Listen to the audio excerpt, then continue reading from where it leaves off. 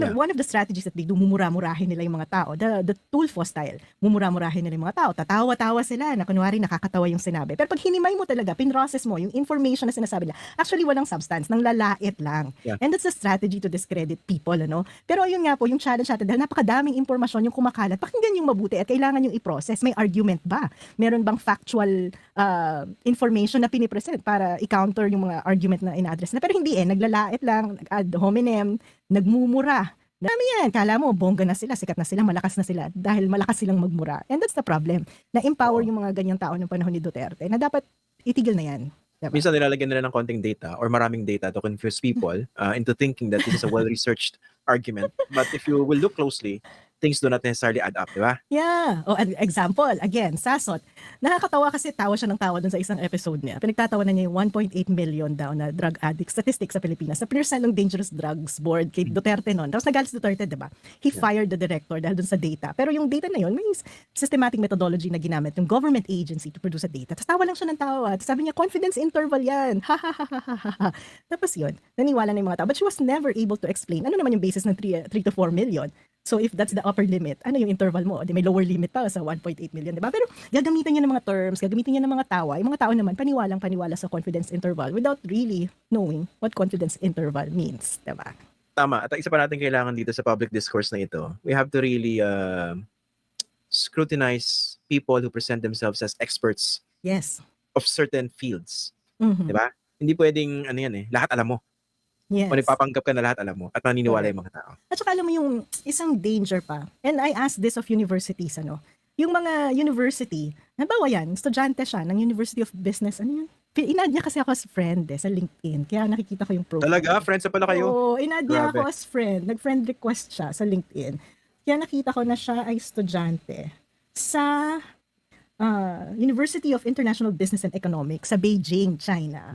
Diba? So what Okay. can you say about a university tolerating their graduate students na nagpapakalat ng fake news? Sa academe dapat napaka-importante. Basic value yung intellectual honesty. Paano kung meron kang intellectually dishonest student, diba? Oo nga. Alam mo It no, worries me.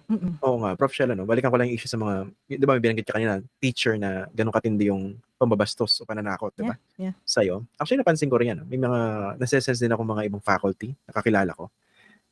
They are actually promoting the wrong values that they got during the previous administration. And a big part of me was thinking, paano ka napunta sa ganyang posisyon na ganyan ka mag-isip? May mali, no? Hindi ko sinasabing embrace mo lahat yung isang particular ideology, pero pag pinag-usapan natin yung mga issues against Duterte, malinaw yung tama at saka mali. Pero bakit namamayanin ka nilang pagiging panatiko? Yeah. No? Yan ang sinisikap kong unawain. Kasi sa mga chat group yan, di ba? Sa mga faculty. Nasa-sense ko ito mga Meron, DBS. diba? Meron Tapos doon ka nga magtataka kasi may iba't ibang level siya. So may mga taong talagang sinadya na maging leader magpakalat ng maling informasyon. So yun yung may disinformation agenda. At yung pagpapakalat nilang informasyon ay tumutugon sa isang very specific political agenda.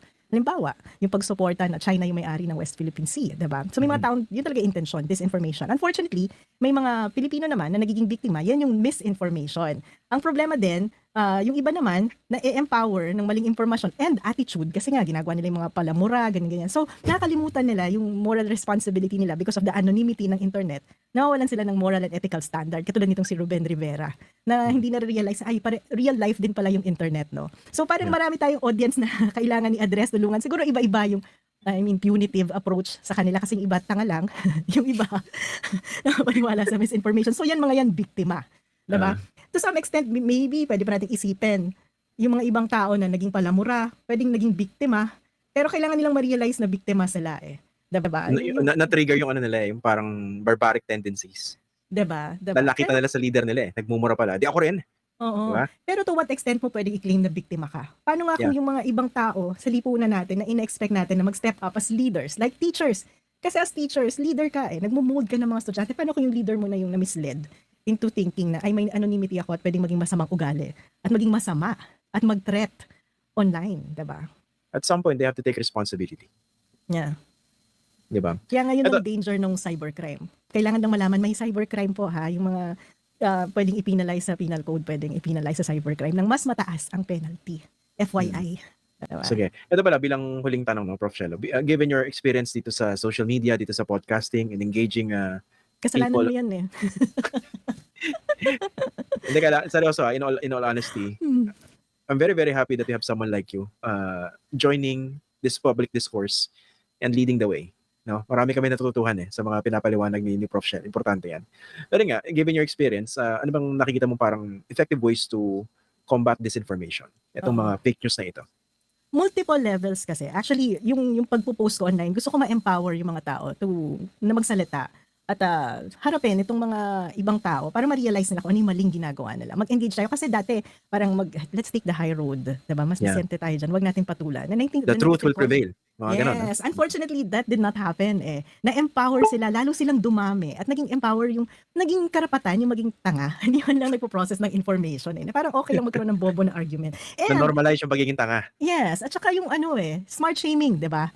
Na kapag nagko-correct ka, kasalanan 'yan. Samantalang nung araw, 'di ba, pag nag-elect ka ng class president, usually Hindi na ginagawa mong class president, yung valedictorian or yung first honors nyo. Hindi yung class clown.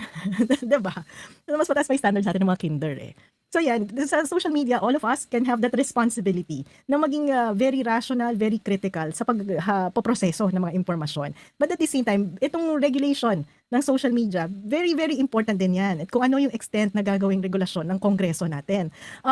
Meron din akong sinusulong, sinasama ko na sana to sa Open Government Partnership Agenda, ang governance ng internet and social media.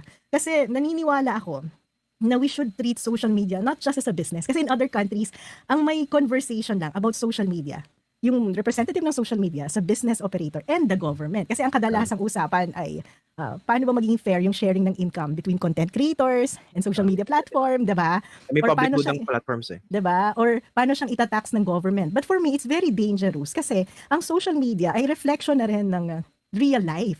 So kung Yeah. meron kang real life community, ito ay digital community. At dito ko nga pinapasok yung mga basic na karapatan natin na mamahayag. At hindi tayo dapat basta-basta nasa silence lang. Ito may concrete experience ako dito because I posted 2 videos. Actually, marami akong videos about PhilHealth criticizing government and Secretary Recto. And 2 of my videos on TikTok were muted. Tapos sabi ng TikTok, kasi daw may music na nagtumutugtog sa background. So niresend ko sa kanila lahat ng videos. Kasi nirecord ko dito sa room at walang Okay. music. So I keep on asking them, please explain why it was muted. And for me, very dangerous yan kapag ka ang nag-regulate lang, nagkakaroon ng alignment yung interest ng platform and the government. And therefore, the government and the business sector will have the power to define ano ang public discourse. And that's very dangerous. So kung iti-treat natin siya ngayon as a digital virtual community, dapat may role tayo as oversight sa regulation ng social media. At importante pa yung role natin bilang ordinary citizen. So yan na yung dinadala ko at the global level na conversation sa